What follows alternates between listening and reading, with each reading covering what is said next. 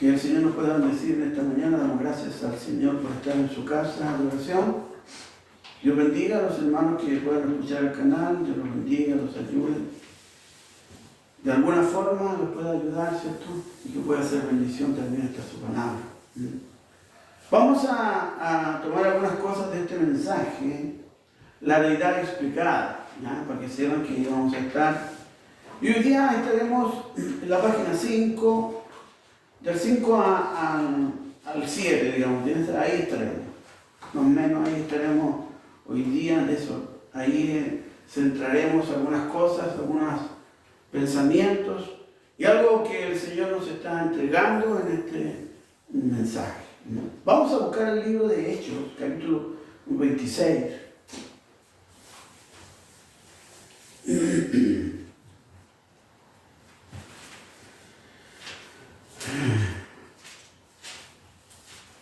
Y vamos a leer del 15 al 20.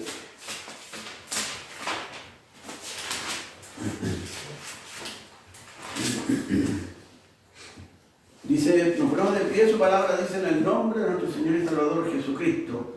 Yo entonces dije, ¿quién eres, Señor? Y el Señor dijo, yo soy Jesús a quien tú persigues.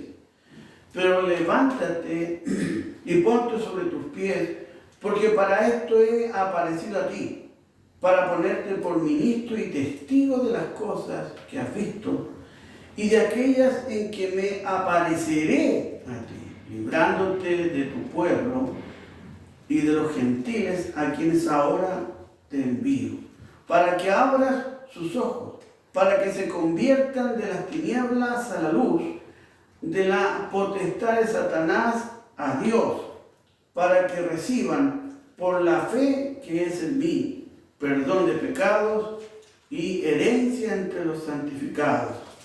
Por lo cual, oh rey Agripa, no fui rebelde a la visión celestial, sino que anuncié primeramente a los que están en Damasco y Jerusalén y por toda la tierra de Judea y a los gentiles que se arrepintiesen y se convirtiesen a Dios, haciendo obras dignas de arrepentimiento.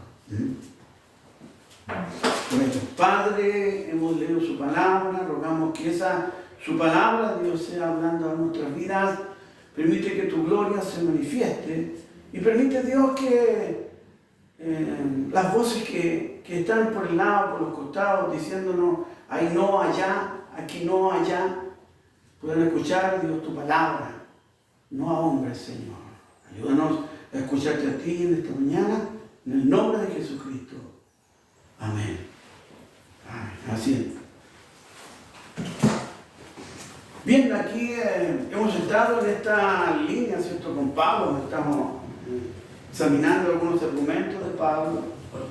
Y aquí estamos viendo el ministerio de Pablo en acción, ¿cierto? Predicando su palabra, hablando de las maravillas de Dios y todo un proceso que él vivió.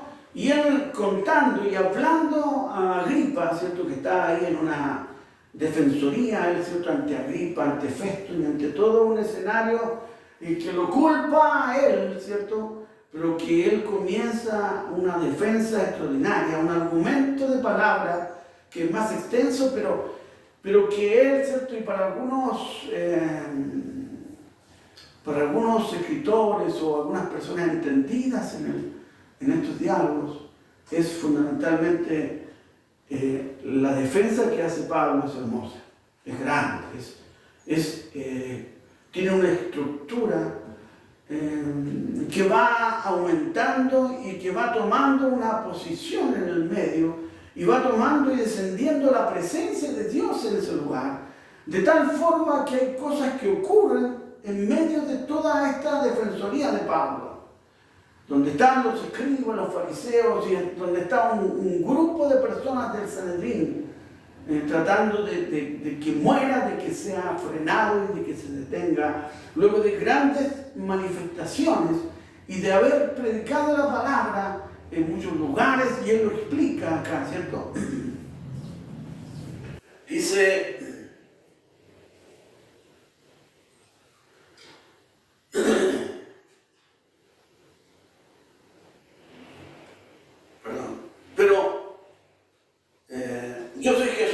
persigues, pero levántate y ponte sobre tus pies, porque para esto he aparecido a ti. Y conocemos, ya hemos hablado de lo que vivió, ¿cierto? Luego del camino a Damasco, cuando cayó, ¿cierto? Quedó ciego por el resplandor. Ananías viene, el ángel le habla a Ananías habla con el ángel, le dice que el instrumento que Dios ha escogido, y este es una parte de todo un proceso que puede vivir alguien en la presencia de Dios.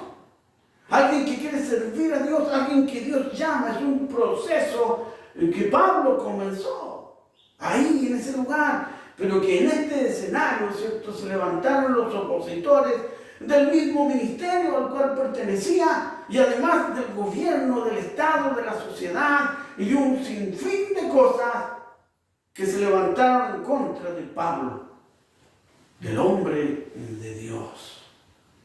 Fíjate bien. Entonces, cuando miramos esos argumentos, cuando observamos trascender de la Biblia esta realidad, ¿cierto?, no podría ser menor hoy día tampoco. Porque los hombres de Dios y las mujeres de Dios, ¿cierto?, siempre tendrán oposición. Los hombres y mujeres de Dios no andan aparentando, no andan buscando oportunidades para manifestar lo que tienen escondido. ¿Me entienden? Tampoco lo esconderán, porque siempre Dios lo trae a la luz, siempre.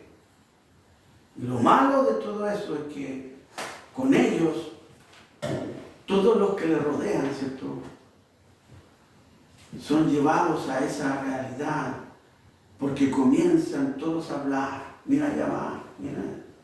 Y comienzan los argumentos, a tal nivel que a muchos avergüenza ir a esos lugares. ¿Entienden? Entonces, por eso cuando hablamos del hombre y mujer de Dios, hablamos de personas que realmente son reconocidos como hombres de Dios. No se avergüenzan. Fíjate bien. Pero qué triste es cuando las personas, ¿cierto?, se ríen y se alegran de que los reconozcan de la forma en que los conocen. Y ahí uno se da cuenta del espíritu real que hay en sus corazones. Fíjate bien. Entonces, Pablo, él no vio su realidad. Él explica le dice a Festo que él fue enviado por Sanedrín a hacer un montón de cosas. Pero que en ese camino, ¿cierto?, a cual los hombres y el sistema de gobierno israelita, el Sanedrín, el sumo sacerdote y todo lo que implica, ya lo explicamos, eso lo hemos explicado con detalle, cómo funcionaba el Sanedrín, los saduceos y todo ese escenario de Herodes y todo eso. Entonces, este sistema lo mandó a él, pero Jesucristo salió a su encuentro y lo llamó. En el párrafo 26, el siervo de Dios dice esto. Usted tiene que creer, usted tiene que tener fe, usted tiene que tener confianza. ¿Y cómo puede usted tener confianza en algo que usted ni siquiera sabe por dónde va? Fíjate bien. ¿Cómo pudiera yo viajar por una carretera en la que nunca antes he estado? A una velocidad suicida y alrededor de curvas, no sabiendo lo que depara la siguiente curva. Uno tiene que ver por dónde va, o uno no sabe cómo caminar. Y de esa manera debería de ser todos. Y entonces, cuando uno puede, lo ve. Y es revelado a uno. Y uno sabe por dónde va. Entonces, nada va a detener a ese uno. ¿Por qué?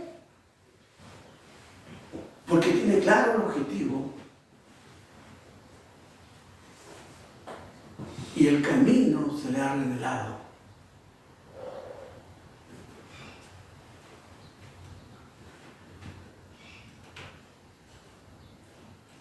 La dirección que llevan las personas. Pablo iba con una dirección, recuerde. Camino a Damasco, a matar a los cristianos, encarcelarlos, todo lo que ya sabemos. Pero veamos esto. La dirección que lleva la gente en general, las personas, ¿cierto? A veces está sometida o está directamente relacionada al conocimiento y a la revelación que tiene. Fíjate bien lo que acabo de decir. Las personas están en un determinado lugar porque tienen cierta revelación, porque tienen un conocimiento que los llevó ahí.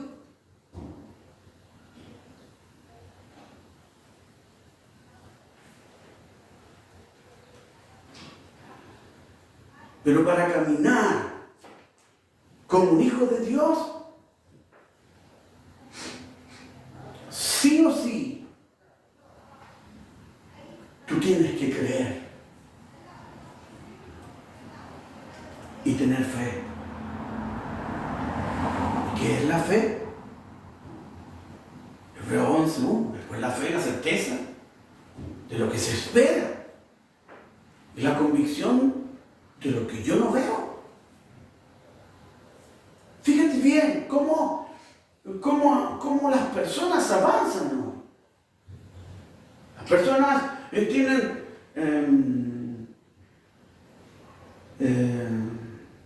la dirección que llevan, ¿cierto? Está basada en el conocimiento que tienen.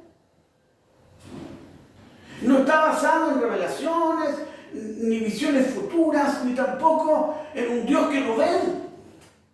Está relacionado en el conocimiento, ¿cierto? Que muchos han alcanzado.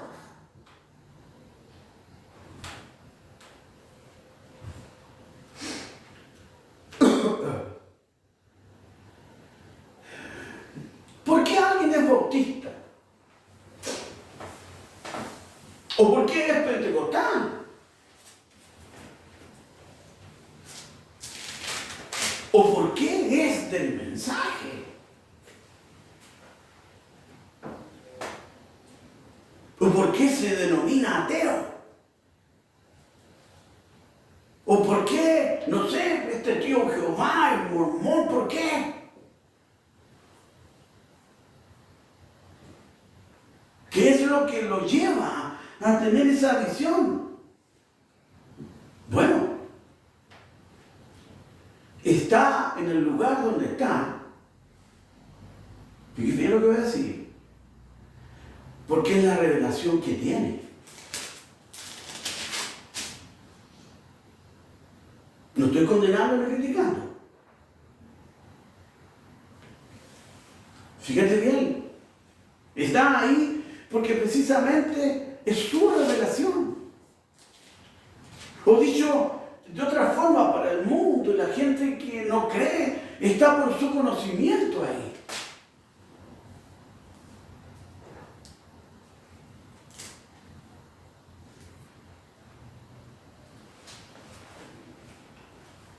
¿Por qué es el mensaje? Porque es su revelación.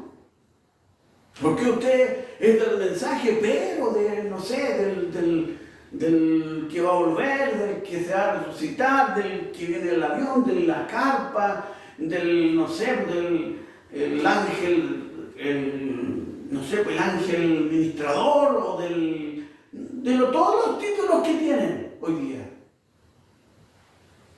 Porque esa es su revelación. Porque ese es su conocimiento. ¿Por qué algunos escuchan, no van a los tabernáculos en Chile y escuchan de otros países? ¿Por qué? Porque es su revelación. Eso es lo que ellos ven.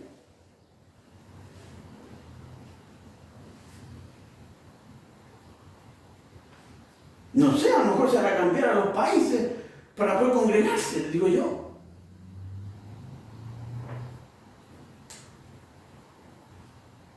Fíjese bien lo que estoy diciendo. Y aquí estoy viendo algo, por eso estoy diciendo esto. Y para que no escuche la voz de esas personas.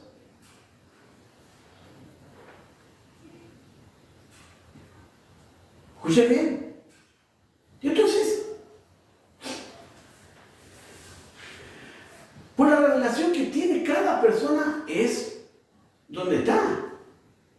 Es pentecostal, y todo lo que sea. Y usted preguntará, porque su pregunta viene, bueno, ¿y usted qué es lo que es? Yo le respondo inmediatamente. Yo soy cristiano, seguidor de Cristo. Creo que esa respuesta es clara. Se lo digo con más claridad. Este es Cristo. La palabra.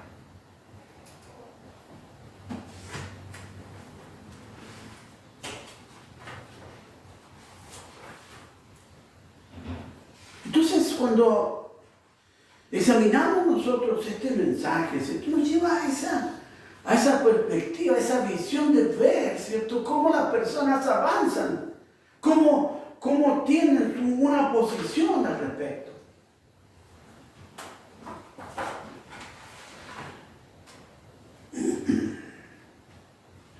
En el párrafo 30, mire lo que dice de Pablo. Y Pablo vuelve aquí al rey Agripa y Festo, ¿cierto? Y dijo, yo en un tiempo era uno de ustedes, porque esa era su revelación, porque ese era su conocimiento. Yo era uno de ustedes. Yo era fariseo de fariseos, él lo dice en la Biblia, búsquelo. No está buscándolo yo ahora, pero ahí está textualmente, fariseo de fariseos, se lo dice Pablo. Y se lo dice a los que le rodeaban ahí. Él surgió bajo Gamaliel, su maestro, su gran maestro, y él sabía todas las reglas y regulaciones, y exactamente lo que ellos creían y lo que ellos no creían, y dijo, aún yo perseguía la iglesia de Dios a muerte. Eso es lo que dice Pablo. Pero fíjese lo que está diciendo Pablo en este momento. Pablo está diciendo que perseguía a la iglesia para matarlos, para encarcelarlos. Había un conocimiento tal y una creencia ciega de que estaba haciendo lo correcto.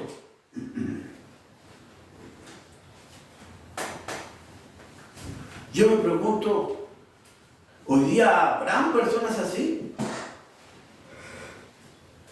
Que están en tabernáculos y creen ciegamente que están bien.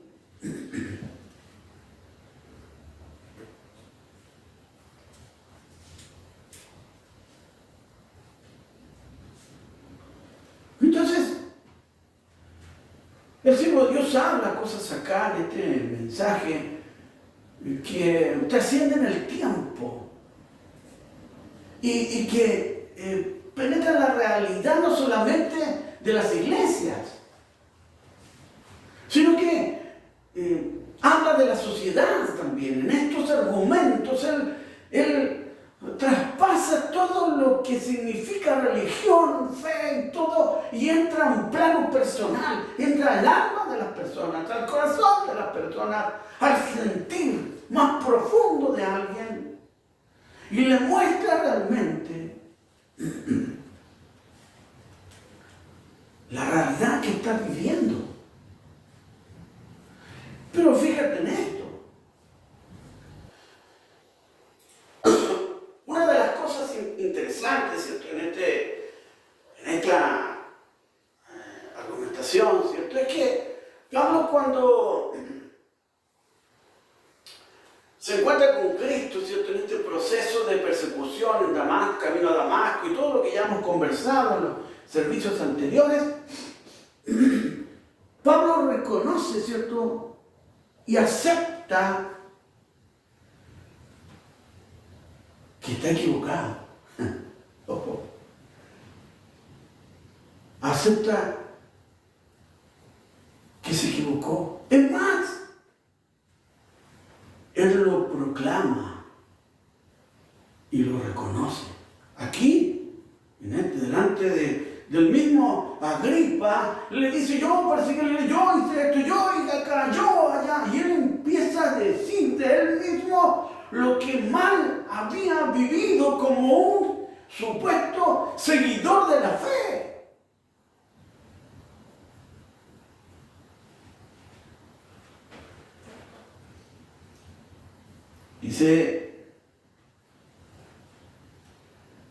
Dice, él surgió bajo Gamaliel, el gran maestro, y él sabía todas las reglas y regulaciones y exactamente lo que ellos creían y lo que ellos no creían. Y dijo: aún yo perseguía a la iglesia de Dios a muerte. ¿Ven? Él dijo de la misma cosa sobre la cual soy interrogado. Yo era un perseguidor. Sí, porque enfrente a Agripa, Festo y toda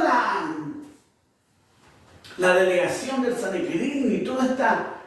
Y en el Sanedrín había hombres preparados. Había hombres que habían estudiado y preparado toda su vida, ¿cierto? Y estaban ahí, pero aún teniendo el conocimiento que supuestamente tenían, Jesús mismo le dijo a Nicodemo, cuando él habló y le dijo: Nicodemo, si no naces de nuevo no puedes ver el reino, Nicodemo. Y Nicodemo, la respuesta de Nicodemo fue: bueno, Señor, ¿cómo podré volver al vientre de mi madre y nacer de nuevo? Entonces, fíjese, ¿dónde estaba? ¿Dónde estaba Nicodemo? Estaba en el Sanedrín, en la parte del Sanedrín. ¿Y qué pasaba con él? No veía más allá de su nariz.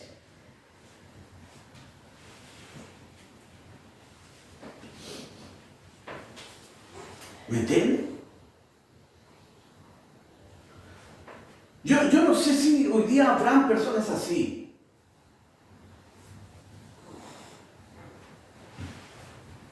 Yo no estoy hablando en un sentido religioso. Yo no sé si hay personas que creen saber mucho y en realidad son ignorantes.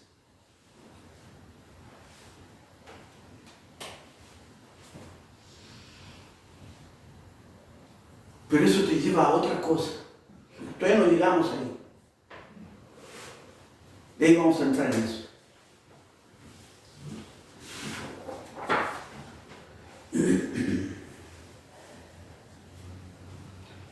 Una de las cosas que sorprende, ¿cierto? Que tal vez, fíjate bien, no estoy diciendo que sea, pero tal vez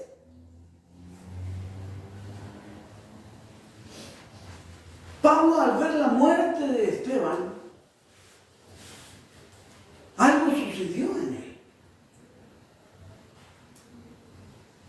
Sí, ¿por qué? Pero ¿de dónde pasa eso usted? Bueno, la Biblia dice que él recordó a Esteban delante de su defensa ante Agripa. Había pasado mucho tiempo, pero él en su mente recordaba ese proceso donde él consintió su muerte, reconociendo el gran error que había cometido, y en su alma estaba esa presión real de que se había equivocado. Pero fíjate en esto, era la revelación que él tenía. Porque él decía que estaba en lo correcto, que estaba en lo correcto ir a matar a los cristianos, ir a encarcelarlos y perseguirlos. Que eso era lo correcto.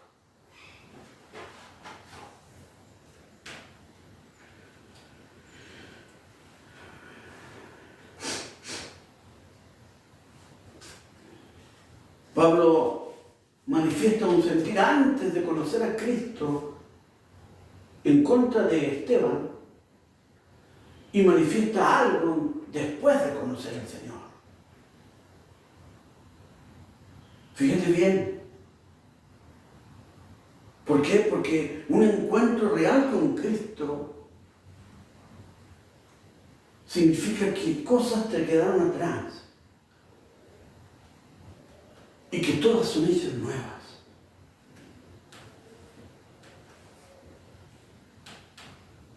Muchos no lo han vivido eso. Siguen siendo las mismas personas.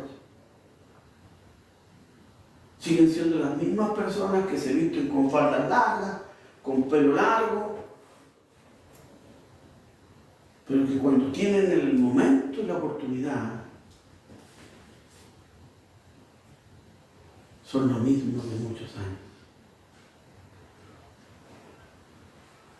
Y nunca han tenido un verdadero encuentro con Cristo.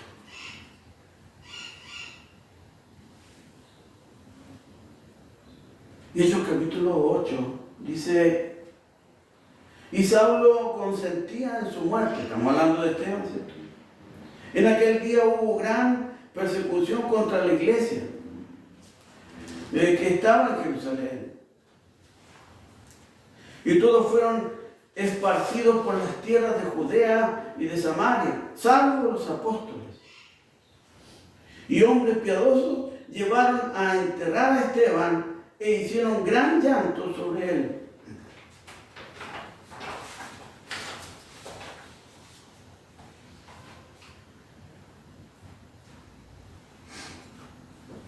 Pero si usted se fija en el capítulo 22 de Hechos, Pablo dice esto. Y me aconteció, dice, vuelto a Jerusalén, que orando en el templo me sobrevino un éxtasis. Y le vi que me decía, date prisa y sal prontamente de Jerusalén, porque no recibirás tu testimonio acerca de mí.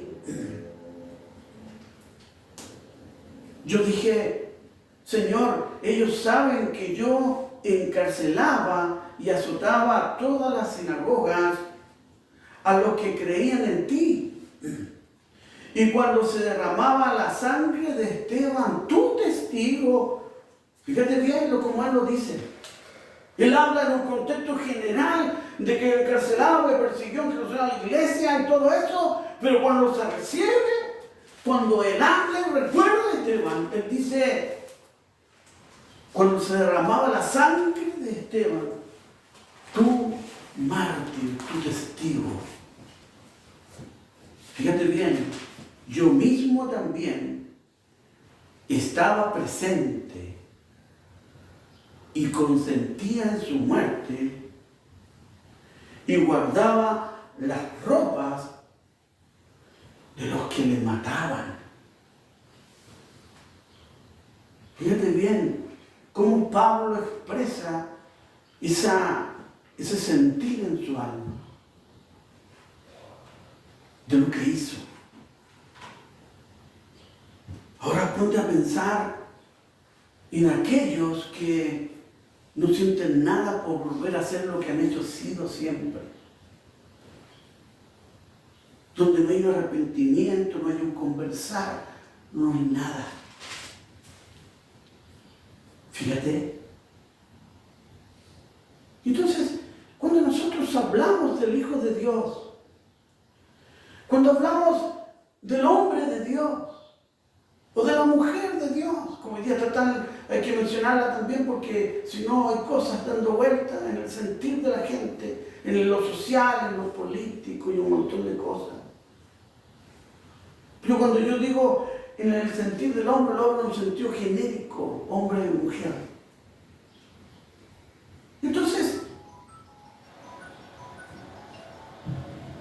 cuando miramos todo esto, vemos tal vez la realidad que el mundo está viviendo hoy. O no solamente el mundo, sino que lo que está viviendo la religión, o lo que están viviendo los llamados del mensaje, o lo que están viviendo las personas en general. Porque se supone que para algunos en Chile no hay nada bueno, está en otro país. Fíjate bien, fíjate la locura.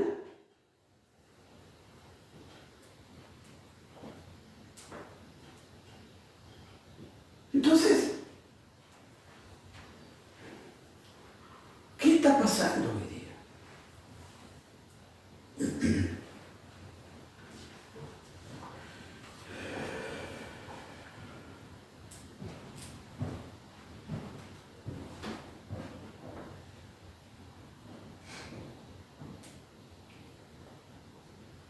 Cuando alguien tiene un encuentro con Cristo, ¿cierto? Lo primero es compartir con otros su experiencia con Dios.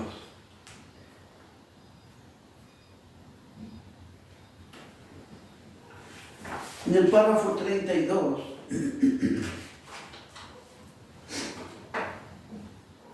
el Pablo dice, y por lo tanto Pablo,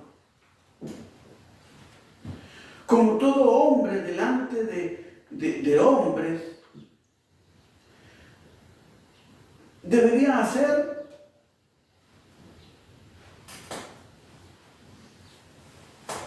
Pablo lleva su experiencia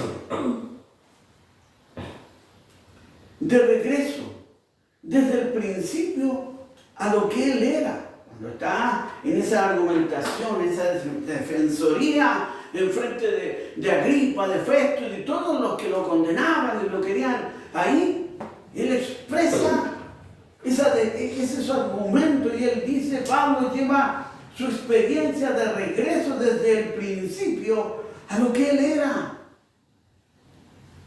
Y luego la coloca y la basa sobre la Escritura. Fíjate bien, él habla del conocimiento, él habla de todo lo que él vivía, del Sanedrín, de las órdenes que él tenía, del camino a Damasco, de Esteban, de la muerte de él, y lo lleva todo eso a la palabra. Fíjate bien.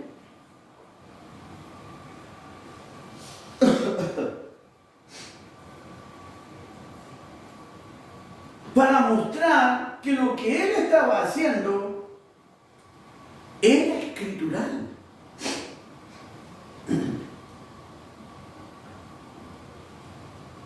Aunque era contrario a la creencia de ellos. Sin embargo, él estaba mostrándole que era la Escritura.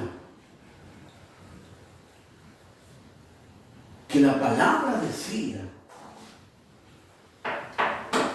Y él estaba revelándole la palabra. Ahí estaba el Sanedrín, ahí estaba lo político, lo social, y ahí estaba el gobierno, ahí estaba todo. Pero fíjate en esto, él no era del gobierno. Él solo le habló. Para los que quieren ser bravos. Si escuchan en la grabación una moto, ahí andan jugando unos jóvenes por ahí, paseándose. Por eso es el ruido que se escucha. Bueno. Pablo expresaba su experiencia camino a Damasco, que este Jesús es el mismo que lo guió en el desierto. En las guerras, mostrando que caminar en la palabra no era fácil. Es el mismo que abrió el Mar Rojo. Él expresa una defensoría impresionante a través de la palabra. Pero no solamente de una palabra de letra, sino que en revelación de la palabra. Párrafo 36. Y entonces él dijo, él les había dado la experiencia de su camino a Damasco, de lo que sucedió, para dejarles saber que este Jesús, que ellos estaban causando tanta conmoción por predicarlo a él, era el mismo Dios que ellos habían servido todo el tiempo, porque él estaba en el desierto con ellos, quien los guió siendo esa luz, el fuego, la columna de fuego, que los guió. Y él se apareció a Pablo en la misma cosa, la luz de nuevo, que lo cegó. Y él preguntó, ¿quién eres, Señor? Fíjate bien. Pablo habló en revelación, en un poder impresionante, de una manifestación que expresaba precisamente el sentir, lo que él había vivido y la verdad. Él no estaba mintiendo. Él estaba hablando precisamente esa experiencia sobrenatural que él tuvo cuando se encontró con la palabra.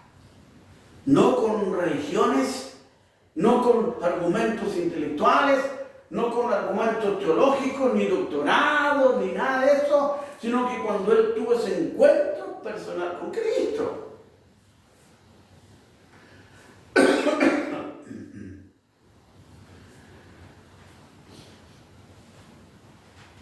Donde Pablo indirectamente les decía a los escribas, a los fariseos, al Sanedrín, al gobierno y a todos los que estaban ahí, que Cristo había estado ahí, que resucitó y que Él vivía y que ellos no lo habían visto, que el cumplimiento había llegado, pero que ellos no supieron y no entendieron las Escrituras, no entendieron las profecías, no entendieron las parábolas, porque estaban ciegos. No se los dijo directamente, pero sí, Él reveló las Escrituras a ellos, hablando con claridad, citando a los profetas. Isaías 35 dice, se alegrarán el desierto y la soledad, el yermo se gozará y florecerá como la rosa, florecerá profusamente y también se alegrará y cantará con júbilo. La gloria del Líbano le será dada, la hermosura del Carmelo y de Sarón. Ellos verán la gloria de Jehová, la hermosura del Dios nuestro. Fortalecer las manos caídas, afirmar las rodillas endebles, decir a los de corazón apocado, esforzados, no temáis, he aquí que vuestro Dios viene con retribución, con pago. Dios mismo vendrá y os salvará. Fíjate bien, Dios mismo vendrá y os salvará. Pero ellos no lo vieron, no entendieron que la palabra estaba ahí, que era Cristo, que era Dios encarnado, que era el Dios que ellos estaban esperando, pero que no lo entendieron, no lo vieron. El mensaje es Cristo. Él es el mensaje en medio de las diferentes avenidas que el hombre ha creado. Es Jesucristo. Es Jesucristo el que nos da eternidad. No son los hombres, no son las instituciones, no son los sistemas que el hombre ha creado. Es el camino que muchos llaman herejía. Fíjate bien. Fíjate bien lo que estoy diciendo, porque muchos llaman a otros en este mensaje herejes, en sus corazones. No se lo dicen con la palabra hereje, pero sí ocupan otras palabras. Es el camino que escogieron los mártires, que no se detuvieron. Solo siguieron predicando.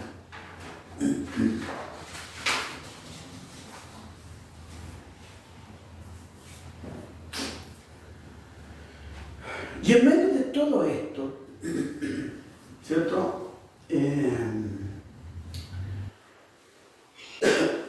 Agripa no es que no lo escuchara, no. Agripa escuchó atentamente las palabras de Pablo.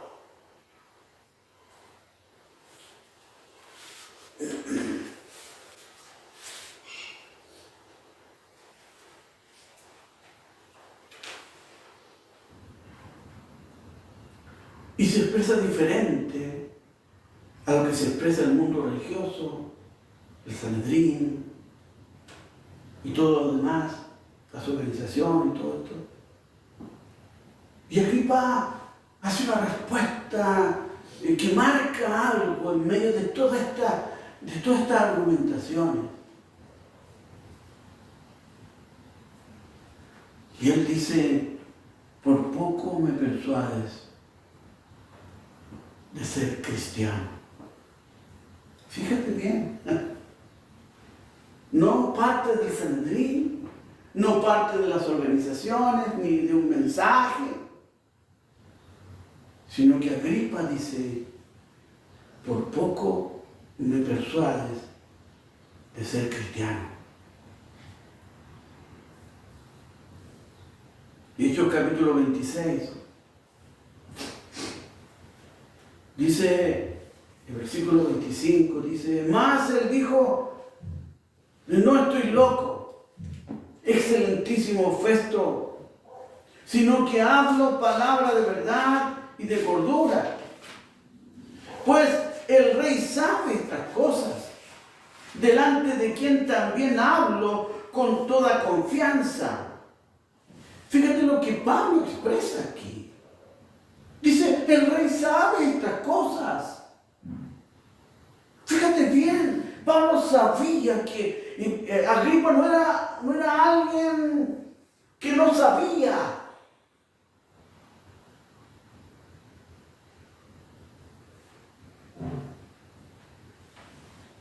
Dice, pues el rey, versículo 26, pues el rey sabe estas cosas delante de quien también hablo con toda confianza, porque no pienso que ignora nada de esto, pues no se ha hecho esto en algún rincón. Fíjate bien. Pablo expresando y diciendo que esto no estoy haciendo esto oculto, como algunos hacen cositas por ahí ocultas, que piensan que no van a ser evidenciados.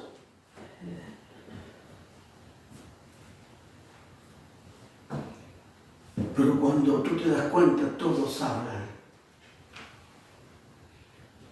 Entonces, él dice acá, porque no pienso que ignora nada de esto, pues no se ha hecho esto en algún rincón.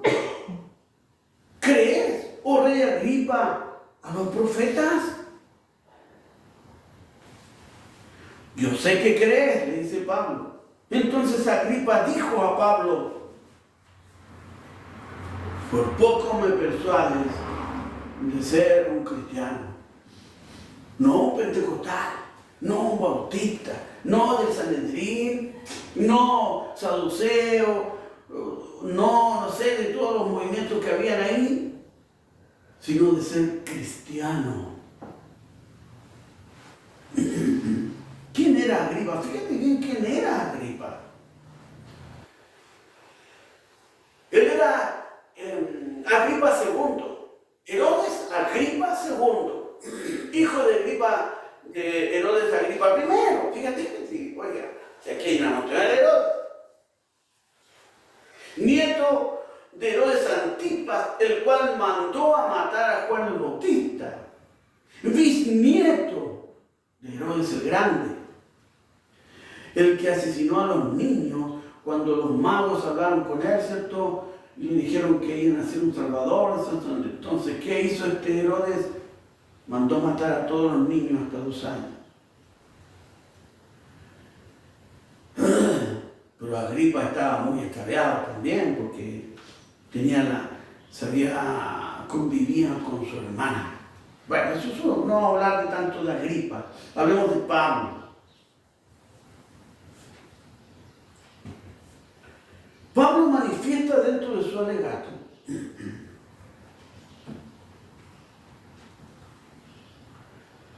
que él no fue rebelde al llamado de Dios. Fíjate bien, entonces Pablo en medio, después de contar y hablar todo esto, él va a un término extraordinario: la rebeldía. Fíjate, que él, a pesar de la posición que tenía, una posición religiosa, una posición social, una posición delante de los ojos del gobierno, política, hablemos. A pesar de esa posición que él tenía, no fue rebelde al llamado de Dios, implicando que él salió de todo eso para servir a Dios. Fíjate bien.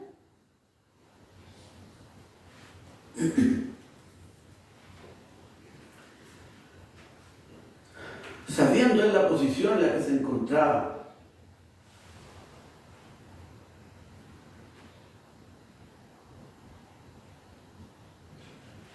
habiendo sido un perseguidor, un asesino,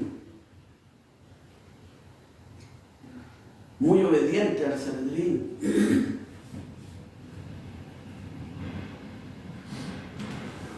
él no fue rebelde al llamado de Dios.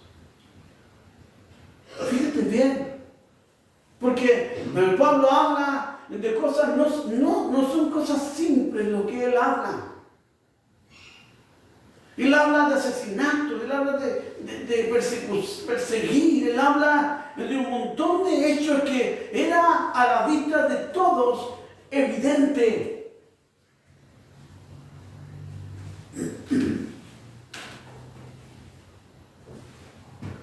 Bueno, ¿qué es la rebeldía? Para algunos se puede decir que es un mecanismo de defensa que impulsa a grandes movimientos. Claro que sí. Que impulsa a ser autónomo, a separarte del sistema y caminar en virtud de algo, de un anhelo, de construir tu identidad. Entonces, en cierta forma, mirado de un punto de vista, digamos, psicológico, ¿cierto? O no sé, filosófico, o del conocimiento, ¿cierto? Pero Pablo avanzó no basado en esos argumentos, sino que Pablo avanzó en que Dios lo llamó y Jesucristo, la palabra, reveló. Y ahí él avanzó, no antes. Pudiésemos decir que la rebeldía es una etapa natural del crecimiento. Llega un momento que los jóvenes son rebeldes, que no pescan a nadie, que no aceptan a nadie, que todo les parece mal y por qué esto y que por qué allá. Lo triste es que personas adultas, ¿cierto?, sigan en esa actitud interna, emocional, donde para ellos ignorar lo que hicieron, o mejor dicho, tratar de que no importa, es lo mejor. Muestra una rebeldía a la palabra, a Dios, a todo. Entonces, También la Biblia nos expresa algo de todos estos argumentos. En Génesis capítulo 3, versículo 8 dice: y oyeron la voz de Jehová Dios que se paseaba en el huerto al aire del día. Y el hombre y su mujer se escondieron de la presencia de Jehová Dios entre los árboles del huerto. Pero Dios los estaba llamando. Pero ellos, al llamado de Dios, se escondieron. Pablo no se escondió. Pero fíjate en esto, para que veas el paralelo que existe en esto. Pablo, perseguidor, asesino y un montón de cosas. Pablo no se escondió. ¿Quién es el Señor?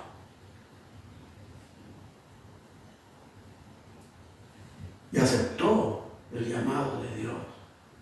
Pero fíjate, Adán y Eva se escondieron, sabiendo que Dios los llamaba. ¿Y por qué se escondieron? Porque habían hecho algo malo.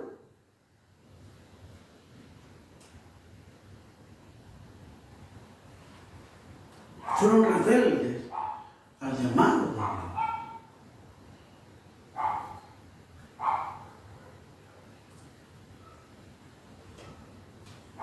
Mas Jehová Dios llamó al hombre y dijo: ¿dónde estás? Bueno, Dios nos llama y nos dice: bueno, ¿dónde estás hoy? ¿Dónde estás hoy? Examina tu vida. Mírate ahora, detente en lo que estás haciendo y examina tu vida. ¿Dónde estás? ¿Qué está pasando contigo hoy día? O te hago otra pregunta, más directa. ¿Dónde están tus hijos?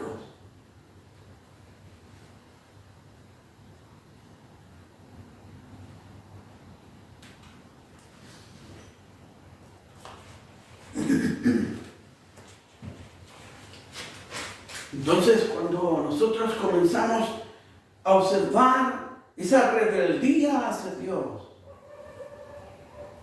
Pablo no fue rebelde.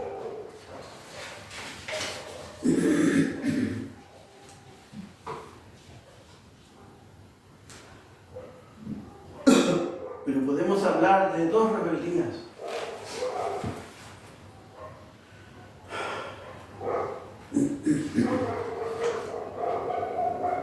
Podemos hablar de una rebeldía a Dios y podemos hablar de una oposición al pecado como rebeldía a volver atrás. 1 Samuel capítulo 15 dice, hablando de esa rebeldía negativa, dice: después Samuel dijo a Saúl: Jehová me envió a que te ungiese por rey sobre el pueblo de Israel. Ahora pues, está atento a las palabras de Jehová. Así ha dicho Jehová de los ejércitos: yo castigaré lo que hizo Amalek a Israel al oponerse en el camino cuando subía de Egipto. Ve pues, hiere a Amalek y destruye todo lo que tiene, y no te apiades de él. Mata a los hombres, mujeres, niños, aún los de pecho, vacas, ovejas, camellos y asnos. Fíjate lo que Dios ordenó. O sea, desaparece Amalek. Pero que nadie, ni animal, nada.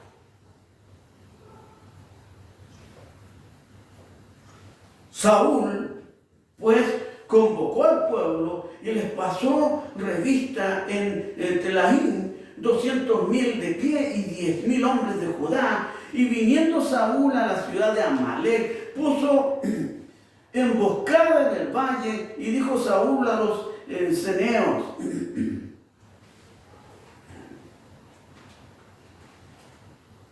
idos, apartaos y salid de entre los de Amalek, para que no os destruyan juntamente con ellos. ¿Quiénes son los ceneos? Los ceneos son, los descendientes de Jetro, suegro de Moisés, para que nos ubiquemos quién eran los ceneos. Y tenían un buen compañerismo con Israel. ¿Ya? Son mencionados acá. Porque vosotros mostraste misericordia a todos los hijos de Israel cuando subían de Egipto, y se apartaron los ceneos de entre los hijos de Amalek, y Saúl derrotó a los amalecitas desde Ávila hasta llegar al sur, el que está al oriente de Egipto, y tomó vivo a Agag, rey de Amalek. ¿Qué había hecho Dios? Destruirlos a todos. Pero a todo el pueblo mató a filo de espada, y Saúl y el pueblo perdonaron a Agag, rey de Amalek. A lo mejor de las ovejas, a las ovejas más lindas no las mató. Del ganado mayor, de los animales engordados, de los carneros y de todo lo bueno, no lo quisieron destruir, mas todo lo que era vil y despreciable destruyeron. Fíjate bien, Saúl fue rebelde a la instrucción de Dios. Pablo estaba obedeciendo a Dios y no fue rebelde al llamado de Dios.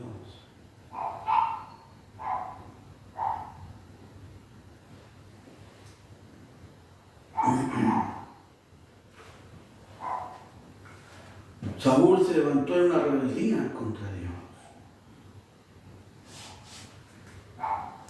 Pero también hay una rebeldía contra el pecado. También hay una rebeldía que está en la palabra y que la manifiesta el cristiano.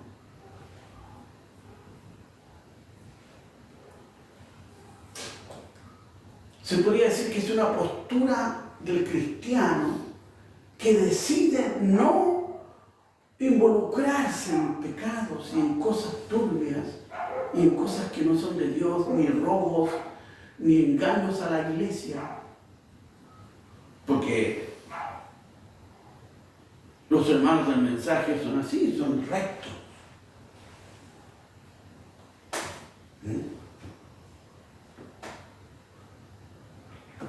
Mejor nos dejemos ahí eso. Pero, Hechos capítulo 5,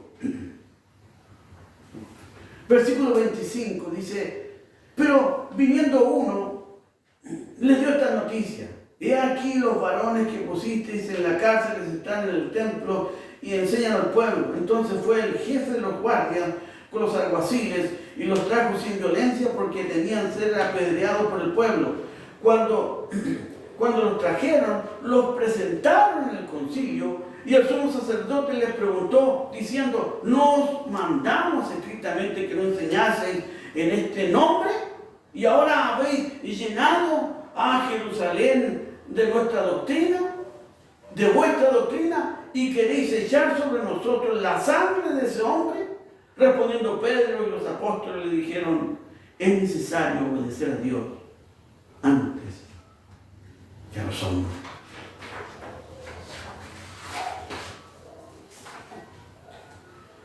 Y ahí entramos en una posición, en una realidad, ¿cierto?, que muestra a los hombres de Dios obedeciendo a Dios, no siendo rebeldes al llamado de Dios.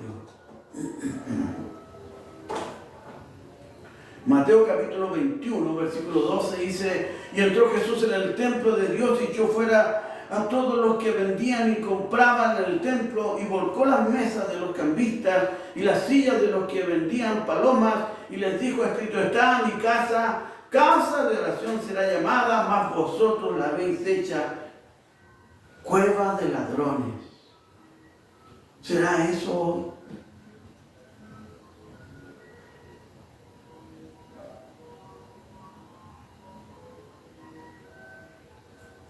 Cuando está la palabra revelada, cuando está la palabra correcta, no hay avaricias, no hay ladrones que le roban al pueblo, ni argumentan cosas para quitar, para sacarle dinero al pueblo.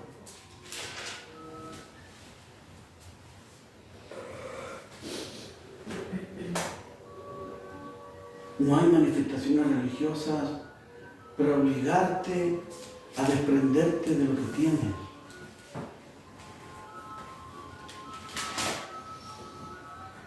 Y un mensaje que se llama Almas encarceladas hoy y dice esto, el siervo de Dios. Hay una escritura que siempre me dejó perplejo. De cómo podía Moisés sugerirle a Dios una idea mejor que la que Dios mismo tenía. Hasta que entendí que era el Espíritu de Cristo en Moisés. Fíjate bien. Dios tenía la idea de hacer algo, pero aparece Moisés y dice otra cosa. No se rebelde a Dios. ¿Por qué no?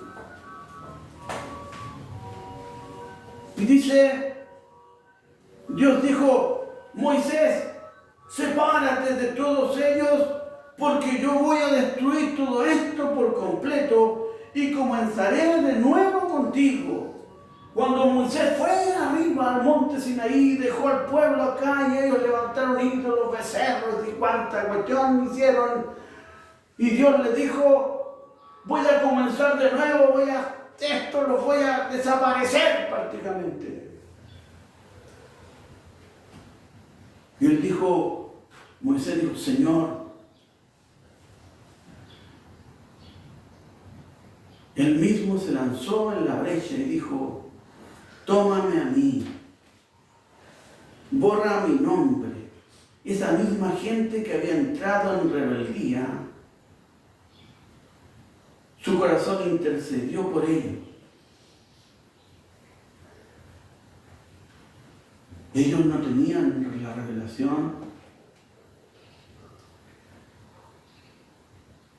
Ellos, el pueblo, seguía a un hombre. Si usted escucha a un organillero, porque hay alguien pasando, tocando, fuera de la grabación, los hermanos. Bueno, ¿qué le vamos a hacer? No podemos decirle que se vaya. Pero bueno. Entonces, ellos no tenían claridad, pero no tenían la claridad. ¿Por qué? Porque ellos seguían a un hombre. Seguían a Moisés. No seguían a Dios. Ellos miraban a Moisés y seguían a Moisés. Ellos estaban en cierta forma ciegos.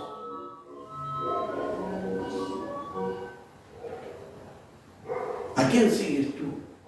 ¿Un hombre? ¿Como el pueblo? ¿O sigues a Cristo?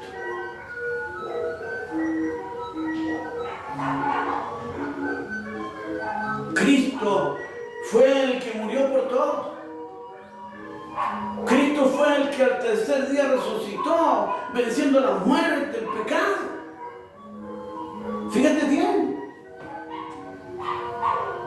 Éxodo capítulo 32, versículo 7, ya estoy terminando, y dice, entonces Jehová dijo a Moisés, anda, desciende, porque tu pueblo que sacaste de la tierra de Egipto se ha corrompido.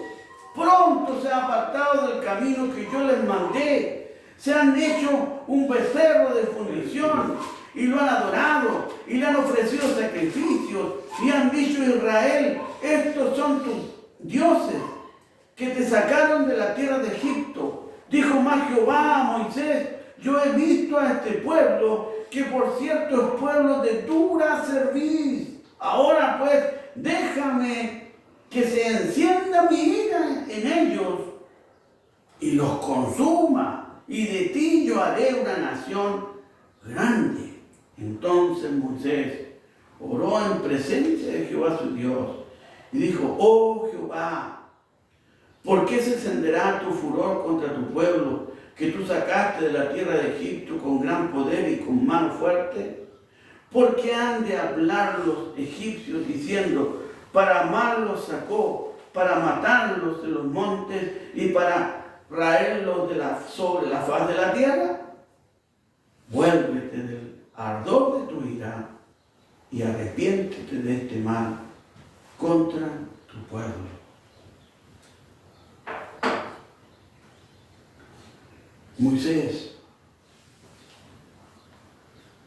tomando la figura de Cristo, de Redentor, de Él morir por su pueblo, pues no los toques a Él. Jesucristo dijo en medio de todo el caminar, les dijo, vosotros sois guías de ciegos, vosotros sois fariseos hipócritas, vosotros sois serpientes, víboras.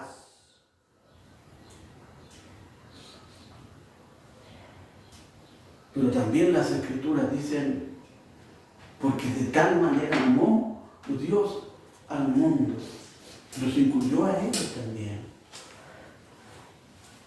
que dio a su Hijo unigénito, para que todo aquel que en Él cree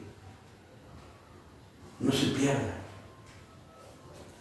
sino que tenga vida eterna. A pesar de la rebeldía del hombre, de la mujer, ¿cierto? Dios siempre proveyó un camino de salida. Y dijo con claridad, el mismo Cristo dijo, yo soy el camino. La palabra.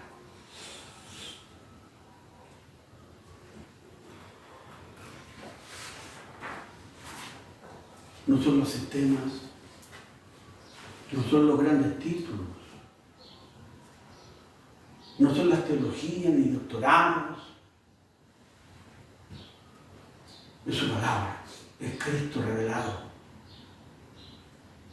Él lo dijo, yo soy el camino. Oremos a Dios. Padre, te adoramos en esta tarde, bendecimos tu nombre, damos toda la gloria y toda la honra a Dios, a tu palabra, Dios, a Cristo, a ti, oh Dios. Te adoramos en esta mañana y te damos gracias por esta tu palabra. Rogamos, Dios amado, que esa rebeldía, ese corazón que no quiere escuchar, que no quiere aceptar lo que tú dices, pueda doblar sus rodillas delante de ti y reconocerte como Señor realmente. Que no sea una apariencia, que no sea una hipocresía, sino que sea realmente el obedecer al llamado tuyo, Dios. Te bendecimos en esta mañana, en esta tarde, ya esta mañana, mediodía, ya no sé. Te rogamos que tú nos ayudes a avanzar. Gracias por tu palabra. Te adoramos, te bendecimos en el nombre que es sobre todo nombre, en el nombre de Jesucristo. Amén.